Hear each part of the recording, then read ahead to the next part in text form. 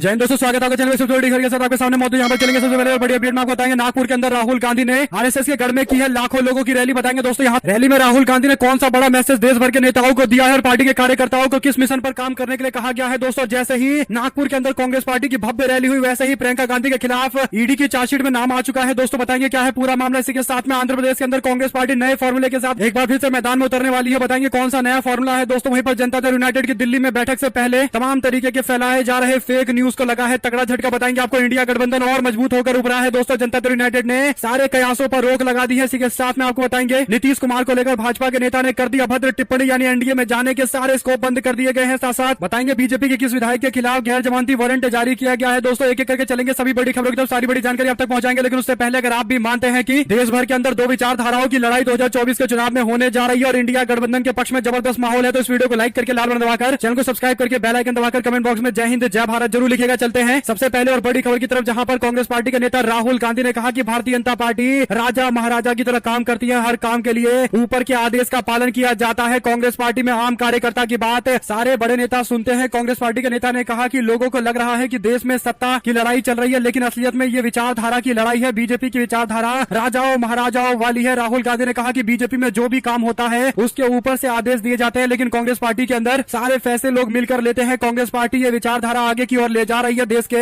लोकतंत्र को बचाने की सीधी लड़ाई है। देश के युवा बेरोजगारी का जबरदस्त तरीके से दंश झेल रहे हैं। तेलंगाना के मुख्यमंत्री रेवंत रेड्डी ने भी भारत जोड़ो यात्रा के कारण तेलंगाना में कांग्रेस पार्टी को जीत मिली है। इसका जिक्र करते उन्होंने स्पष्ट कर दिया है कि अब हमारी अगली यात्रा न्याय यात्रा पूर्व से पश्चिम की ओर जाने वाली है। कांग्रेस पार्टी पूरे देश भर के अंदर अपनी उपस्थिति दर्ज कराएगी। साथ साथ दोस्तों राहुल गांधी ने एक और सनसनीखेज दावा करते हुए कहा है कि बीजेपी के कई सारे सांसद आकर मुझसे मिलते हैं, बताते हैं कि भाजपा में रहकर वो तानाशाही से परेशान आ चुके हैं, उनको आदेश का पालन करने के लिए कहा जाता है बिना सवाल पूछे हुए। इसके बाद उन्होंने कांग्रेस पार्टी के नेता नाना पटोले का एग्जाम्पल देते हुए कहा कि जब वो भारतीय जनता पार्टी में थे तो उन्होंने मात्र एक सवाल पूछा था कि जीएसटी में किसानों को क्या मिलेगा, किसानों के लिए क्या किया जा रहा है। उनके एकमात्र सवाल के कारण उनको भारतीय जनता पार्टी से बाहर का रास्ता दिखा दिया गया। बीजेपी के लोग सवाल नहीं सुनना चाहते हैं। इसी के साथ में जैसे ही राहुल गांधी की नागपुर के अंदर रैली खत्म हुई, वैसे ही प्रियंका गांधी को लेकर एक बड़ी अपडेट सामने आ रही है। दोस्तों प्रवर्तन निदेशालय ने मनी लॉन्ड्रिंग के चार्जशीट में प्रियंका गांधी के नाम का जिक्र किया है। आपको बता दें कि पहली बार ऐसा हुआ है जब प्रियंका गांधी का नाम चार्जशीट में दायर किया गया है। कांग्रेस पार्टी की नागपुर की रैली के बीच इस तरीके की खबर सामने आने के बाद पूरे देश के अंदर एक बार फिर से सियासी पारा चढ़ा हुआ है। ईडी का कहना है कि पूर्व कांग्रेस पार्टी के अध्यक्ष सोनिया गांधी के दामाद रॉबर्ट वाड्रा और उनकी बेटी प्रियंका गांधी ने दिल्ली के एक रियल एस्टेट एजेंट के माध्यम से हरियाणा के अंदर जमीन खरीदी। उसी रियल एस्टेट एजेंट ने एनआरआई बिजनेसमैन सीसी थम्पी को वो जमीन बेची थी। ईडी का आरोप है कि सीसी थम्पी के वाड्रा के साथ लंबे और गहरे संबंध है। कुल मिलाकर दोस्तों प्रियंका गांधी को लेकर भी जो आरोप दायर किए गए हैं उस पर कहीं न कहीं एक बात तो स्पष्ट हो चुकी है कि अब ईडी की इस कार्रवाई की जमकर आलोचना होने वाली है। दोस्तों आप लोग अपनी राय जरूर लिखकर बताएंगे। इसी के साथ में आंध्र प्रदेश के अंदर कांग्रेस पार्टी नए फॉर्मूले के साथ मैदान में उतरने वाली है। चंद्रबाबू नायडू, शर्मिला रेड्डी और कांग्रेस पार्टी मिलकर एक गठबंधन बनाने वाले हैं। लोकसभा चुनाव और विधानसभा चुनाव के मद्देनजर ये बड़ा कदम तीनों लोग मिलकर उठाने वाले हैं। दोस्तों बड़ी बात यह है कि शर्मिला की पार्टी का कांग्रेस पार्टी में विलय होने जा रहा है, लेकिन अब टीडीपी पार्टी के कांग्रेस पार्टी में आने को लेकर चल रही चर्चा स्पष्ट तौर पर संकेत दे रही है कि आंध्र प्रदेश के अंदर भी इंडिया गठबंधन का जबरदस्त विस्तार होने वाला है। जो भी अपडेट आएगी आगे भी आप तक लगातार पहुंचाते रहेंगे। साथ साथ दोस्तों बिहार को लेकर जो दावा किया जा रहा था वो पूरी तरीके से कोरा झूठ साबित हुआ है। आपको बता दें कि बिहार में लालू यादव की पार्टी राष्ट्रीय जनता दल के साथ सत्ताधारी जनता दल यूनाइटेड में आपस में विवाद चल रहा है। इस तरीके के फेक डेटा और रिपोर्ट फैलाए जा रहे थे। जेडीयू के राष्ट्रीय अध्यक्ष राजीव रंजन उर्फ ललन सिंह लालू यादव के संपर्क में है। अपने कई विधायकों के साथ वो आरजेडी ज्वाइन कर सकते हैं, इस तरीके के भ्रम फैलाए गए थे। दोस्तों जिस पर जवाब देते हुए ललन सिंह ने खुद स्पष्ट कर दिया है कि ये जो दावे किए जा रहे हैं मात्र अफवाहें हैं। भारतीय जनता पार्टी के दफ्तर से ये अफवाहें फैलवाई जा रही है। कुल मिलाकर दोस्तों मीडिया ने उनसे पूछा कि क्या आपका इस्तीफा होने वाला है, तो उन्होंने कहा कि पार्टी के बैठक के बाद फैसला लिया जाएगा कि इस्तीफा होगा या नहीं होगा। आप लोग कहे तो आप ही मेरा इस्तीफा लिख दीजिए, यानी मीडिया वाले ही मेरा इस्तीफा तैयार कर दीजिए और भारतीय जनता पार्टी से पूछ लीजिए कि इस्तीफे में क्या क्या लिखना है। कुल मिलाकर दोस्तों बिहार को लेकर ये बातें स्पष्ट हो चुकी है कि भारतीय जनता पार्टी और उसके सहयोगी गोदी मीडिया के लोग इतनी बुरी तरीके से बौखलाए हुए हैं कि आए दिन बिहार को लेकर कोई ना कोई फेक न्यूज फैलाते रहते हैं और इंडिया गठबंधन को धरातल पर कमजोर करने का प्रयास कर रहे हैं। लेकिन नीतीश कुमार, लालू यादव, कांग्रेस पार्टी के नेता सारे मंझे हुए नेता हैं, जानते हैं कि किस तरीके से राजनीति आगे की ओर बढ़ती है और यही बड़ा कारण है कि अब इंडिया गठबंधन में जनता दल यूनाइटेड पूरी तरीके से मजबूती के साथ खड़ी है। मीडिया में बातचीत के दौरान ये बातें स्पष्ट कर दी गई है। दोस्तों उससे बड़ी बात यह है कि अब जो मीडिया वाले सूत्रों का हवाला देकर दावा कर रहे थे कि एनडीए के अंदर नीतीश कुमार जा सकते हैं और ललन सिंह पार्टी तोड़ सकते हैं, अब वो अपने बयान से पलटते हुए सूत्रों का हवाला देकर ही कह रहे हैं कि एनडीए में नहीं जाएंगे नीतीश कुमार। पहले सूत्रों के हवाले से ये चैनल वाले चला रहे थे कि एनडीए के साथ जा सकते हैं नीतीश कुमार। अजीत अंजुम ने इस पर ट्वीट करते हुए लिखा कि पहले सूत्रों के हवाले से एनडीए में नीतीश कुमार के जाने की बातें कर रहे थे, फिर खंडन करते हुए हुए एनडीए में नहीं जाएंगे नीतीश कुमार, उसे भी सूत्रों के हवाले से रिपोर्ट देकर बता रहे हैं। कुल मिलाकर दोस्तों आप लोग समझ सकते हैं कि कैसे एक ही न्यूज चैनल 24 घंटे के अंदर दो अलग अलग तरीके की बातें कर रहा है। आपको बता दें कि नीतीश कुमार एनडीए गठबंधन में क्यों जाएंगे, क्योंकि बीजेपी के लोग तो हाथ धोकर नीतीश कुमार के पीछे पड़े हैं। ऐसा कोई भी मौका सामने नहीं छोड़ते हैं भाजपा के लोग जब नीतीश कुमार को लेकर कोई अभद्र टिप्पणी ना करे। बीजेपी के केंद्रीय मंत्री अश्विनी चौबे ने कहा कि नीतीश कुमार के मानसिक हालत खराब है, उनका मानसिक संतुलन बिगड़ चुका है, अब वो मुख्यमंत्री के पद पर रहने लायक नहीं है। भारतीय जनता पार्टी के लोग खुले तौर पर यह बयान देकर स्पष्ट कर रहे हैं कि नीतीश कुमार एनडीए गठबंधन में नहीं जाएंगे। आप लोग की जो भी राय हो दोस्तों लिखकर जरूर बताएगा। साथ साथ कुश्ती फेडरेशन के अध्यक्ष ब्रजभूषण शरण सिंह गुट से जुड़े हुए संजय सिंह ने स्पष्ट कर दिया है कि वो सरकार के खिलाफ कार्रवाई करेंगे, मामला कोर्ट तक ले जाएंगे। सरकार के फैसले पर विवादित टिप्पणी करते हुए संजय सिंह की ओर से ये बातें कही गई है। यानी रेसलिंग फेडरेशन का नया अध्यक्ष चुनने के बाद दावा किया जा रहा था कि वो सरकार की बातें मानेंगे, लेकिन अब सरकार को ही चैलेंज कर रहे हैं। आप लोग अपनी राय जरूर लिखकर बताएगा। साथ साथ